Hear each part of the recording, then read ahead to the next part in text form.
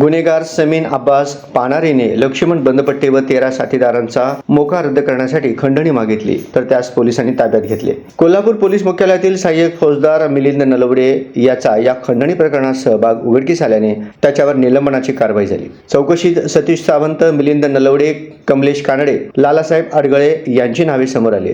खंडणी मागणी प्रकरणातील गुन्हा दाखल करून चौकशी सुरू आहे. अकलूज येथील सराईत गुन्हेगारांच्या टोळीवर मोका अंतर्गत कारवाईचा प्रस्ताव विशेष पोलीस महानिरीक्षक सुनील फुलारी यांच्याकडे आला होता. हा प्रस्ताव रद्द करतो असे सांगून गुन्हेगाराकडेच 65 लाखांची खंडणी मागण्याचा प्रकार समोर आलाय. या टोळीत कोल्हापूर पोलीस मुख्यालयातील सहाय्यक फौजदार मिलिंद नलवडे याचा सहभाग समोर आल्याने त्याच्यावर निलंबनाची कारवाई झाली. पोलीस अधीक्षक योगेश कुमार गुप्ता यांनी हा आदेश दिला. संशयित समीन अब्बास पानारी वय 35 राहणार महावीर नगर हुपरी याने अकलूज मधील लक्ष्मण बंदपट्टे व 13 साथीदारांचा मोका रद्द करण्यासाठी 65 लाखांची मागणी प्रदीप माने राहणार अकलूज यांच्याकडे केली होती. संशयित हे माने यांचे नातेवाईक असल्याचे समजून